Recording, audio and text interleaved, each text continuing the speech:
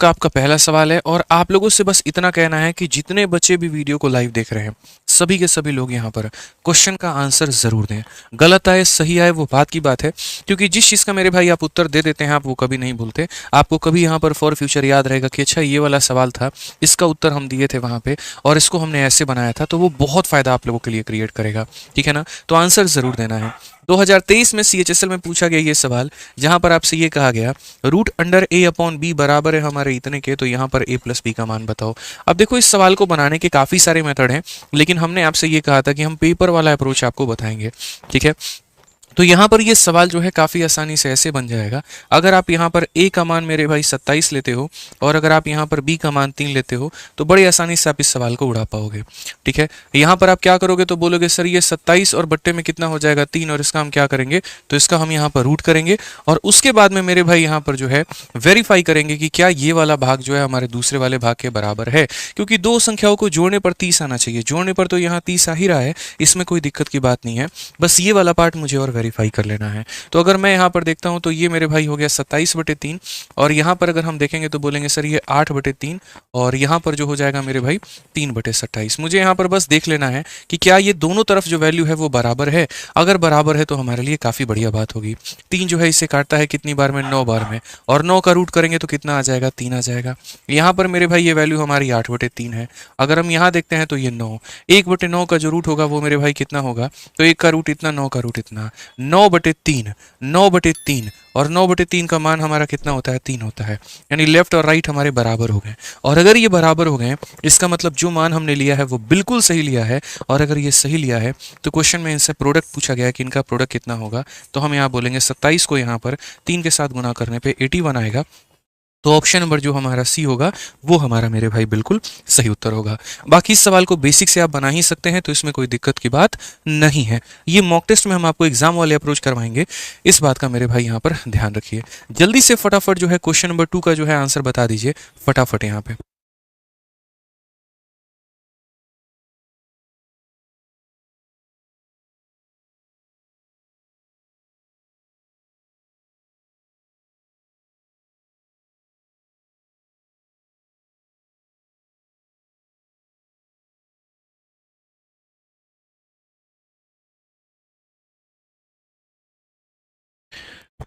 चलिए यहाँ पर अब उसके बाद में अगर हम बात करते हैं तो क्वेश्चन नंबर 2 को जरा देखो। क्वेश्चन नंबर 2 में यहाँ पर क्या बोला गया है। क्वेश्चन नंबर 2 की अगर हम मेरे भाई बात करें यहाँ पर तो बड़ा प्यारा सा सवाल है। आप इस सवाल को देखो यहाँ पर क्या कहा गया है। तो क्वेश्चन में ये बोला गया है कि एक सेब की कीमत में 20% की कमी आई है और एक आदमी को 54 रुपए में 10 जो यहाँ पर सेब और अधिक करने के लिए सक्षम बनाता है। प्रति दर्जन सेब की कीमत हमारी क्या है। यानी यहाँ पर एक व्यक्ति क्या कर रहा है, कमी कर रहा है कीमत में, और वो भी कितने की, तो 20% की। A reduction of 20% in the price of Apple enable a man two by 10 Apple more for rupees इतना। यानी अगर कीमत कम नहीं होता तो ये कभी भी मेरे भाई ज़्यादा खरीद पाता नहीं, खरीद पाता। तो कीमत के कम होने की वजह से ये इंसान और खरीद पाया। यानी अगर हम देखते हैं तो जो ये मेरे भाई 20% है हमारा, ये 20% की वैल्यू किसके बराबर में है, तो 1/5 के बराबर में है। तो यहाँ पर जो प्राइस का अगर हम रेशियो लिखेंगे तो हम यहाँ पर क्या बोलेंगे, 5 रुपये का सामान था, 1 रुपया का नुकसान हो गया, तो ये हमारा हो जाएगा मेरे भाई 4 रुपये। ये हमारी कीमत हो गई। हमेशा इस बात को याद रखना, कीमत का उल्टा कंजप्शन या क्वांटिटी होती है। तो यानी इसका उल्टा मेरे भाई 4:5 हो जाएगा। यानी पहले वो इंसान अगर 4 यूनिट सामान खरीदता था तो आज के समय वो 5 यूनिट खरीद रहा है। तो वो यहाँ पर क्या कर रहा है, तो वो यहाँ पर ज़्यादा खरीद रहा है। कितना यूनिट ज़्यादा खरीद रहा है, तो 1 यूनिट। और वो 1 यूनिट का मान जो है वो कितना दिया गया है, तो मेरे भाई 10 एप्पल के बराबर में। तो 1 यूनिट का मान अगर 10 एप्पल के बराबर में दिया गया है तो इसका मतलब दोस्तों यहाँ पर पहले वो कितना खरीद रहा था, तो 1 यूनिट का मान 10 एप्पल है, तो इसका मतलब 4 यूनिट का मान यहाँ पर वो 40 एप्पल पहले खरीद रहा था, और 5 का मान मेरे भाई 50 एप्पल वो अब खरीद रहा है। अब कितना खरीद रहा है, तो 50 एप्पल खरीद रहा है। अब सवाल ये ऐसा होता है और इतना ज़्यादा कंफ्यूजिंग होता है कि लोग इसको सही तरीके से इंटरप्रेट नहीं कर पाते हैं। आप पढ़िए, क्वेश्चन में यहाँ पर ये बोला गया कि आज के समय वो 10 एप्पल ज़्यादा खरीद रहा है, कितने रुपए में, 54 रुपए में। तो ये बताओ the reduced price of apple per dozen, जो उसकी कीमत कम हो गई है, अगर उसको हम 1 दर्जन लेकर के आए तो कीमत हमारी कितनी होगी। तो मेरा वही कहना है, पहले वो 40 खरीद रहा था, अब वो 50 खरीद रहा है। मतलब कितना ज़्यादा खरीद रहा है, तो 10 ज़्यादा खरीद कर आ रहा है, 10 वो ज़्यादा खरीद करके आ रहा है। तो हम बड़ी सिंपल सी भैया एक बात बोलते हैं, हम यहाँ पर क्या बोलेंगे, हम बोलेंगे सर वो 50 एप्पल खरीद रहा है 54 रुपए में। यानी ये जो 54 रुपए है ना भाई, ये 54 रुपए कितने की कीमत है? तो ये 50 एप्पल की कीमत है। और हमें कितने का बताना है? तो हमें बोला गया 1 दर्जन की कीमत का बताना है, यानी यहाँ पर 12 पीस का जो है वैल्यू हमें बताना है।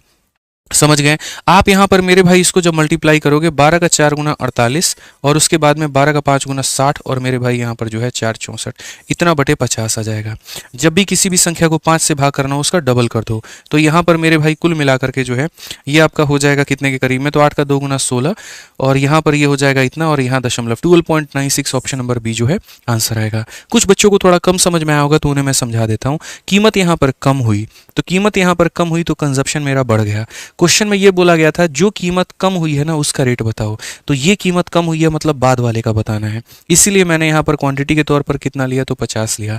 और मैंने ये कहा 50 एप्पल की कीमत इतने हैं तो 12 एप्पल की कीमत कितनी होगी? अगर ये बोला होता ओरिजिनल वाले का बताओ तो यहाँ पर हम नीचे में 40 लेते, और ये बोलते 40 की कीमत इतनी है तो यहाँ पर 12 की कीमत कितनी होगी, हम ऐसे बताएंगे। तो बड़ा प्यारा सवाल था जिसको आप बड़े ही आसानी से यहाँ पर कर सकते थे। ये सवाल देखिए, सीरीज का ही नॉर्मल क्वेश्चन है, सीडीएस में पूछा गया, वो भी 2024 में पहली पाली में।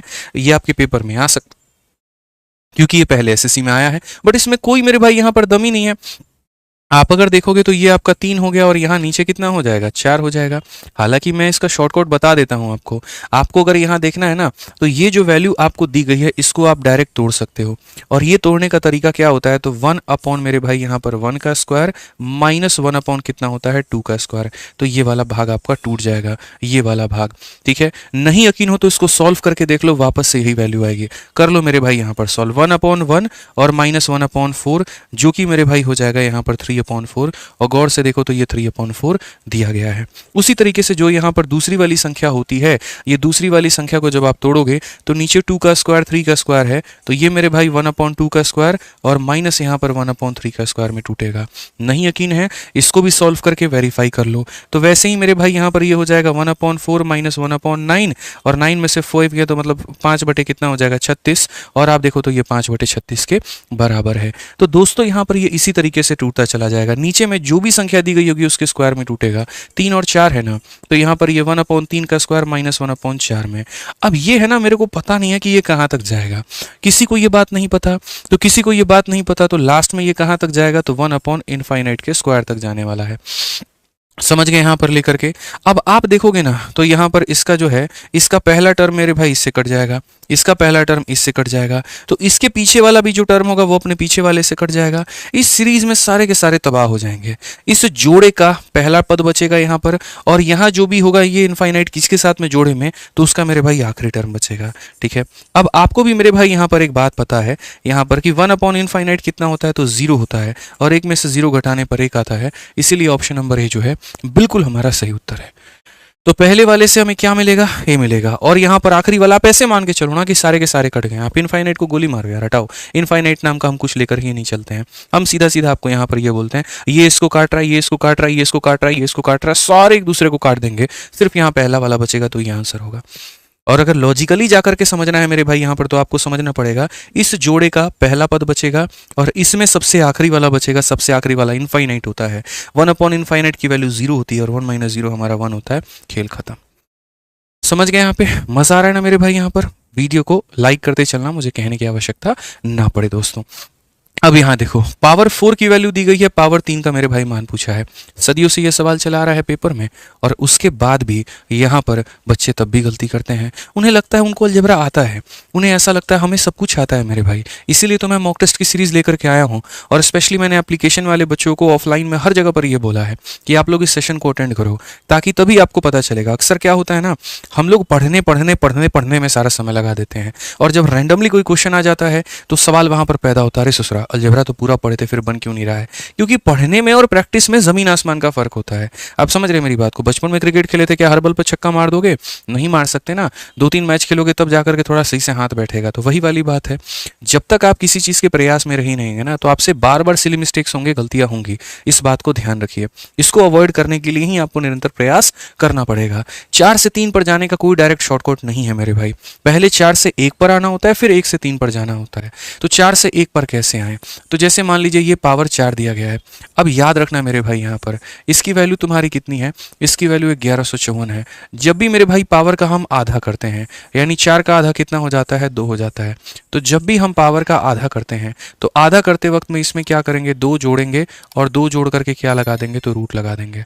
यानी ये 1100 मेरे भाई 56, और 1156 जो है वो किसका रूट है मेरे भाई, तो वो 34 का है यहाँ पे। ठीक है, फिर उसके बाद फिर पावर का आधा करेंगे, तो वापस से जब पावर का मेरे भाई आधा करेंगे तो वापस इसमें 2 जोड़ के रूट लगा देंगे।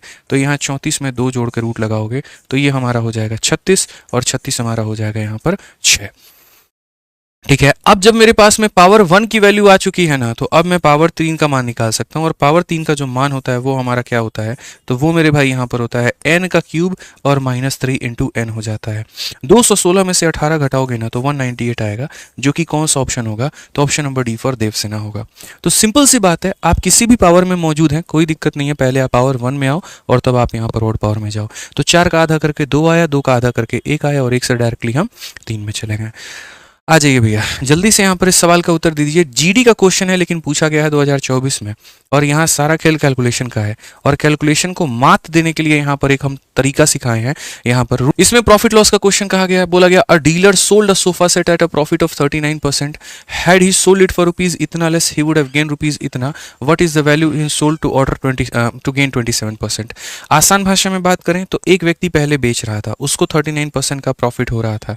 जैसे उसने अपनी कीमत में इतने रुपए की कमी की, उसको इतने रुपए का फायदा होना शुरू हो गया।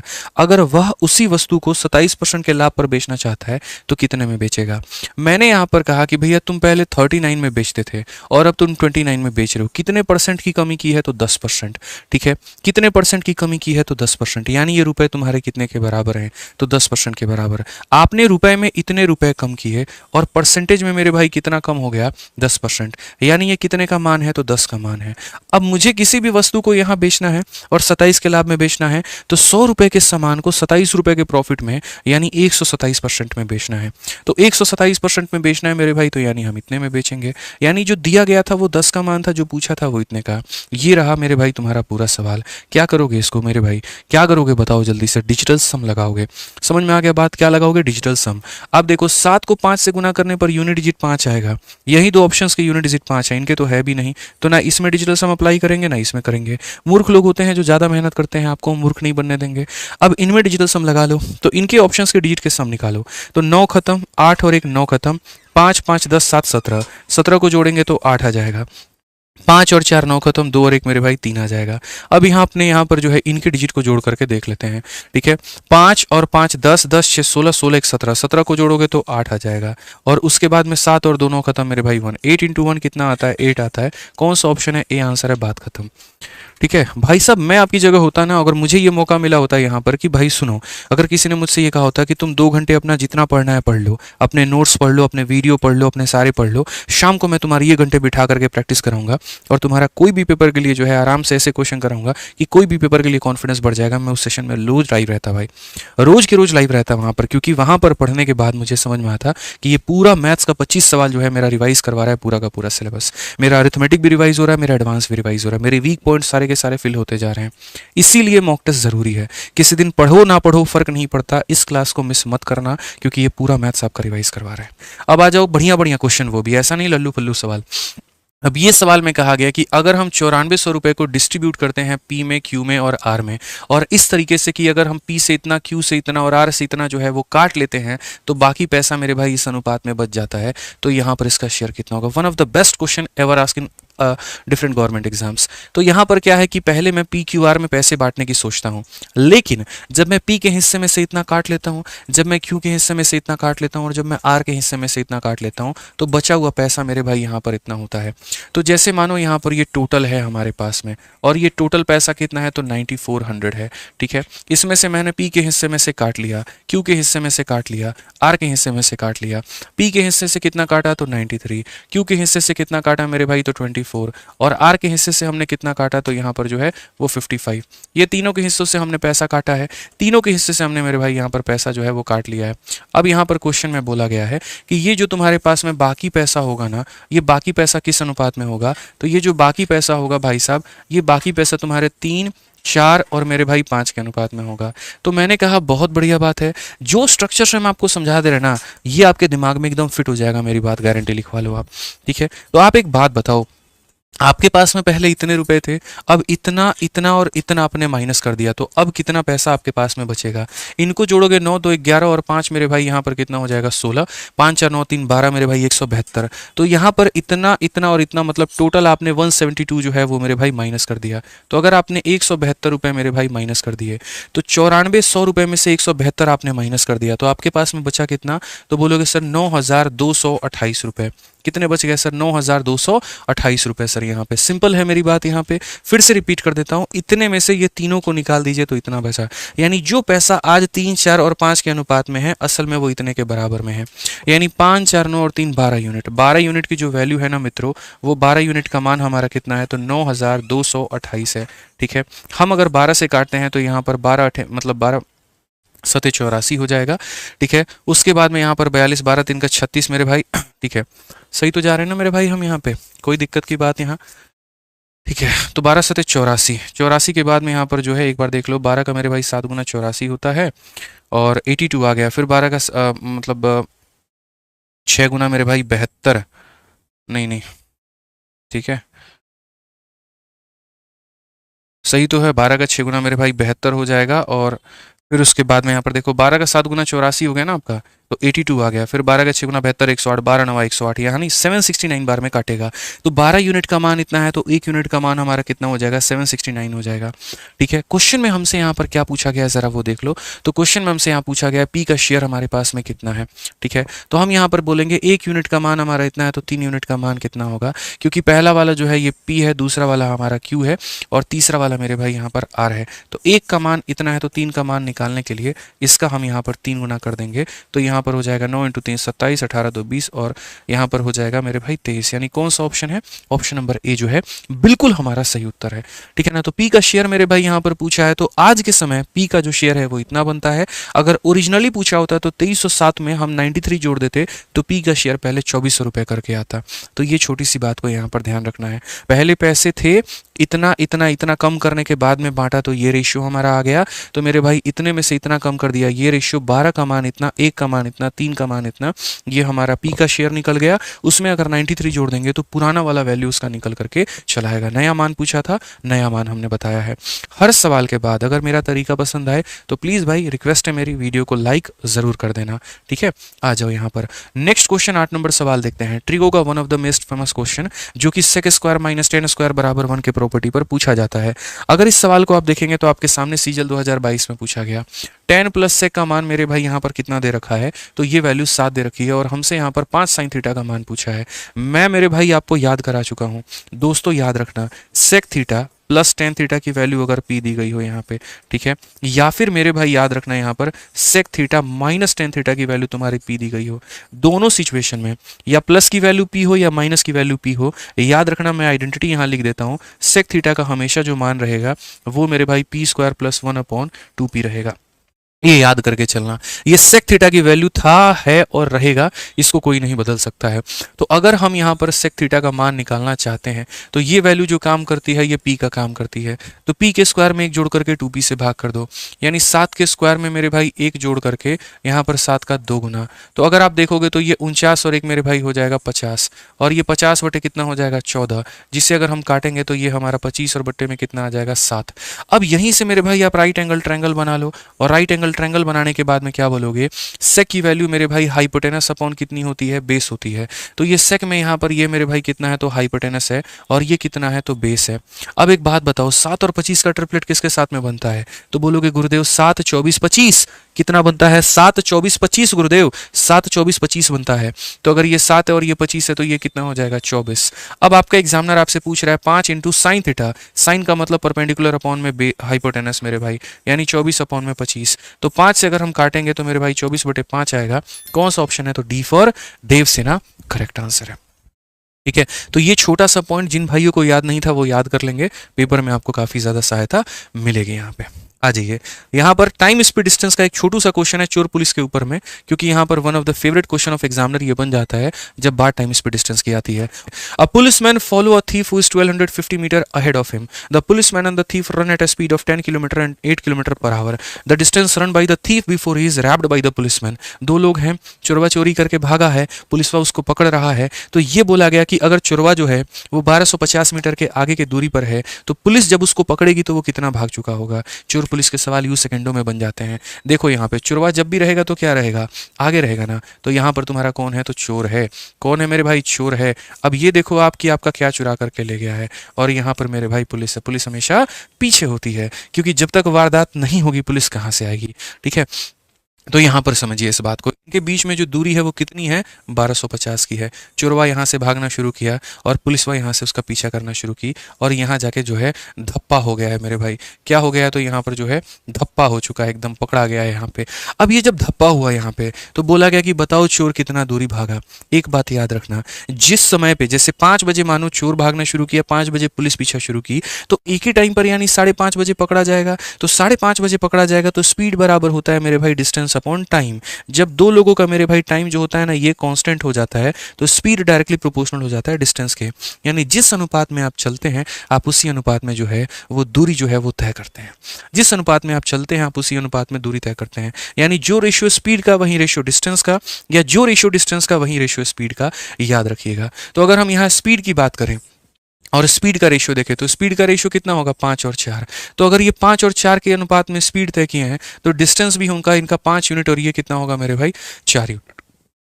अब एक बात बताओ दोस्त, यहाँ पर यहां से लेकर के यहां तक की दूरी ये कितनी है, 4, और ये कितनी दूरी है मेरे भाई, यहाँ पर 5। इसका मतलब ये कितना यूनिट है मेरे भाई, तो ये हमारा 1 यूनिट है। तो बस सिंपल सा सवाल है, ये 1250 जो है अगर मान लीजिए 1 का मान है, कितने का मान है मेरे भाई, 1 का, तो ये बोला गया चोर कितना भागा है, तो चोर तो हमारा 4 भागा है। कितना भागा है, 4। अगर वहीं बोला होता पुलिस कितना भागा है तो हम 5 से गुना करते। 1250 का 4 गुना हमारा 5000 मीटर होता है, और इसको 1000 से भाग कर देंगे तो 5 किलोमीटर आ जाएगा। ऑप्शन नंबर जो सी है बिल्कुल हमारा सही उत्तर है। तो छोटा सा बात है, चोर पुलिस में याद रखना है स्पीड का रेशियो ही डिस्टेंस का रेशियो बन जाता है, और उसी के आधार पर हम सवाल जो है वो बना लेते हैं। ये सवाल जल्दी से बना लीजिए, औसत का बड़ा प्यारा सवाल है। बोला गया कि 70 बच्चे थे किसी हॉस्टल में, उसमें 14 नए एडमिशन होने के कारण में एक्सपेंस जो है वो 28 रुपये बढ़ गया। उसके बाद में बोला गया average expenditure of per head diminishes by 1, what was the original expenditure. एक ही सवाल है मेरे भाई यहाँ पर, और ऑप्शन नंबर बी जो होगा आंसर होगा। बोलोगे सर कैसे कर दिए, कर दिए तो कर दिए। अरे भैया सारी चीजें यहाँ 7 के ही मल्टीपल है, ये भी 7 का, ये भी 7 का, ये भी 7 का, और यहाँ जो मूल यहाँ पर व्यय पूछा गया है तो पक्का वो भी यहाँ पर 70 का मल्टीपल होगा। एक ही ऑप्शन, ऑप्शन नंबर बी दिखा है यहाँ पे। बस अब बात आती है इसको बेसिक से करने की, कैसे करेंगे। तो हम लोग यहाँ समझते हैं हेड कांस्टेबल का। असल में क्या था, तो यहाँ पर देखिए एक छात्रावास में यहाँ पर क्या होता है, तो बच्चों की संख्या, तो यहाँ पर हम लिखते हैं नंबर ऑफ स्टूडेंट। ठीक है, उसके बाद यहाँ पर क्या लिखते हैं, तो हम एवरेज एक्सपेंस लिखते हैं कि एक बच्चे पर औसतन कितना औसतन खर्चा आ जाता है, और नंबर ऑफ स्टूडेंट को एवरेज एक्सपेंस से अगर हम गुना करेंगे तो मेरे भाई यहाँ पर टोटल एक्सपेंस आ जाएगा कि कुल मिलाकर के कोई कितना खर्चा कर रहा है। ठीक है, समझ में आ गया बात यहाँ पर। अब सवाल में क्या बोला गया, there were 70 student in hostel and after admission of 14 new student. पहले कितने बच्चे थे, 70, अब 14 का एडमिशन हो गया तो अब कितने हो गए, 84। ठीक है, फिर बोला गया मेरे भाई यहाँ पर expense of A mess increase by 28 per day. एक दिन का खर्चा 28 रुपये से बढ़ गया। मतलब मानो पहले यहाँ पर इतना खर्चा होता था x रुपए, तो अब एक दिन में हमारा इतना खर्च हो रहा है। ठीक है, तो इसके हिसाब से क्या होगा, यहाँ पर इतने बच्चे, एक दिन का खर्चा इतना, तो टोटल खर्चा कितना आता होगा, 70x आता होगा। अब यहाँ पर इतने बच्चे और एक दिन का खर्चा मेरे भाई इतना, तो अब जो खर्चा है वो कितना आ रहा है, तो 84 इंटू एक्स प्लस 28 ये हमारा आ रहा होगा। ये मैं आपको कह करके चल रहा हूँ। लेकिन हमारे एग्जामिनर ने मेरे भाई क्या बोला, हमारे एग्जामिनर ने यहाँ पर ये बात बोला है, ठीक है, वाइल द एवरेज एक्सपेंडिचर पर हेड डिग्री से, एक सेकंड, एक छात्रावास में 70 बच्चे थे, 14 नए छात्र के प्रवेश करने के बाद में मेस का खर्चा 28 रुपये प्रतिदिन से बढ़ जाता है। थोड़ा सा गड़बड़ हो गया, हमने यहाँ पर इसको 28 बढ़ा दिया, ये हमारी गलती थी। रुक जाइए, क्वेश्चन में यहाँ पर ये बोला गया है मेस का जो खर्चा है वो 28 रुपये से बढ़ गया है। मतलब पहले जो खर्च कर रहे थे और अब जो खर्च कर रहे हैं उसमें 28 का अंतर है। ठीक है, और ये बोला गया जबकि प्रति व्यक्ति औसत व्यय 1 रुपये कम हो गया है। तो ऐसे मान करके चलो, जैसे मैं दोबारा से समझा देता हूँ। पहले 70 बच्चे थे, हर बच्चा यहाँ पर x रुपया खर्च करता था, तो उसका जो खर्चा आता आता था वो मेरे भाई आता था 70x। अब यहाँ पर 84 बच्चे हैं, हर बच्चे का औसतन 1 रुपया कम हो गया है, मतलब इतना हो गया है। तो अब जो खर्चा आएगा वो मेरे भाई यहाँ पर आ जाएगा 84 इंटू एक्स माइनस 1, ये अब का खर्चा आ जाएगा। लेकिन क्वेश्चन में यहाँ पर क्या बोला गया, तो क्वेश्चन में यहाँ पर ये बोला गया कि मेरे भाई पहले की तुलना में अब जो है कितना ज़्यादा खर्चा हो रहा है, तो यहाँ पर 28 रुपये ज़्यादा खर्चा हो रहा है, यानी 28। यानी सिंपल सी आसान भाषा में अगर हम बात करें ना, तो हम यहाँ पर ये बात बोलेंगे, इसमें इसको जोड़ दो तो ये निकल करके चला आएगा। समझ गए बात को लेकर के? ये सवाल बनाने का तरीका यही है कि यहाँ पर पहले के खर्चे में अगर आप यहाँ 28 रुपये जोड़ देंगे तो ये आपका नया खर्चा लेकर के चला आएगा। यानी आप गुना करो 84x और माइनस कितना हो जाएगा, तो 84। आप ये 84 को ला करके जोड़ो तो यहाँ पर हो जाएगा मेरे भाई 112, और 84 में से 70 को घटाओगे तो ये तुम्हारा कितना हो जाएगा मेरे भाई, इतना हो जाएगा। 14 से अगर काटोगे तो x का मान 8 आ जाएगा, और अगर x का मान मेरे भाई 8 आ जाएगा तो क्वेश्चन में कहा गया what was the original expenditure. पहले यहाँ पर ओरिजिनल कितना खर्चा होता था, 70x, इसलिए मेरे भाई यहाँ पर आंसर में कितना हो जाएगा, 70 इंटू एक्स का मान यानी 8 यानी 560। तो इसी 7 के मल्टीपल के आधार पर मैंने शुरू में ही कहा था कि ऑप्शन नंबर बी को मेरे भाई टिक कर देना, क्योंकि बी ही इकलौता ऐसा ऑप्शन है जो 7 से कट रहा है, बाकी ना ये कट रहा है, ना ये कट रहा है, ना ये कट रहा है। ध्यान रखो यहाँ पे। समझ गए मेरे भाई? इसी तरीके से सारे कंसेप्ट को आप जब पढ़ना चाहते हैं ना, तो आप आराम से मेरे भाई देखिए, हमारे पूरे भारत में 2 तरह के बैच चलते हैं। एक हमारा चलता है मैथ्स का रिकॉर्डेड बैच, ठीक है। इस रिकॉर्डेड बैच के अंदर में ऐसे ही मैंने मैथ्स के सारे कंसेप्ट आपको पढ़ा रखा है, एक एक चैप्टर को बहुत ही तरीके से मैंने बारीकी से आपको जो है समझा रखा है, पूरा अरिथमेटिक पूरा एडवांस बिना बकैती के हमने आपको पढ़ाया है। कोई भी चैप्टर में डाउट होगा, बिल्कुल जीरो से लेकर के हीरो लेवल तक का सारा कंटेंट मैंने इस बैच के अंदर में पढ़ा रखा है। 300 से ऊपर की वीडियोज हैं, हर वीडियो का अपना एक चैप्टर वाइज पीडीएफ है मेरे भाई, और एक प्रैक्टिस शीट है। जितने चैप्टर मैंने दिए हैं ना, हर एक चैप्टर का आपको टेस्ट भी दिया है। पूरे ऐसे प्री के मैंने 50 टेस्ट दिए हैं, और मेंस के मैंने आपको एप्लीकेशन पर 50 टेस्ट दिए हैं। तो पूरा जो ये बैच होता है, जो कि आपको हम यहाँ दिखा भी सकते हैं, इस बैच के अंदर में आपको प्री लोडेड सारा कंटेंट मिलता है। और ये इसी वजह से ऐसा होता है मेरे भाई कि काफ़ी ऐसे बच्चे होते हैं जिन्हें कम समय के अंदर में 2x के रफ्तार में जो है काफ़ी सारी चीज़ें कवर करनी होती है। आप यहाँ सामने देख सकते हैं, आपके सामने ये रिकॉर्डेड बैच मेरे भाई यहाँ पर खुला हुआ है। तो ये जो बैच है हमारा, ये रिकॉर्डेड बैच ही है, जिसके अंदर में हम ये जो पूरा कंटेंट है ये सारा का सारा हमने आपको पढ़ा रखा है। सारी बातें यहाँ पर, अगर कोर्स में जाओगे ना, और कोर्स में जब यहाँ पर मैथ्स में जाओगे मेरे भाई, तो मैथ्स में यही 2 तरह के बैच मिलेंगे। इस रिकॉर्डेड बैच में जब आप जाओगे तो यहाँ पर एक तरफ पूरा कंटेंट है, एक तरफ ये पूरा का पूरा टेस्ट आपको मिलता है जो टेस्ट के फॉर्मेट में होता है, एक तरफ टेलीग्राम का आपको डाउट ग्रुप मिलता है। इस कंटेंट में जब आप जाओगे ना, हर एक चैप्टर का अपना मेरे भाई प्यारा प्यारा कंटेंट दे रखा है। एक तरफ आपको जो वीडियो देखनी है यहाँ से आप वीडियो देखते चले जाओ, और एक तरफ आपको जो पीडीएफ मेरे भाई लगानी है आप यहाँ से लगाते जाओ, ठीक है। तो इस बैच के अंदर में सारी फैसिलिटीज मिलती है, और सबसे अच्छी बात यहाँ पर ये है, वैलिडिटी जो होती है वो लाइफ टाइम है। लाइफ टाइम वैलिडिटी के साथ में आपको ये बैच मिलता है मेरे भाई, ठीक है, जो कभी एक्सपायर नहीं होगा। तो अगर आप इसमें एनरोल करना चाहते हैं तो मात्र इसकी फीस 699 रुपये है। आपके 2 महीने 3 महीने के रिचार्ज से भी ये फीस कम है, और इतने में आप बढ़िया तरीके से इस बैच से मेरे भाई पढ़ पाएंगे, जो बाकी तो आप लोगों में है। और प्यारा सा यार कमेंट जरूर बता देना आज की क्लास में कैसा रहा, ठीक है। मिलते हैं अगले सेशन में, आज के लिए इतना ही। जय हिंद भाई, धन्यवाद।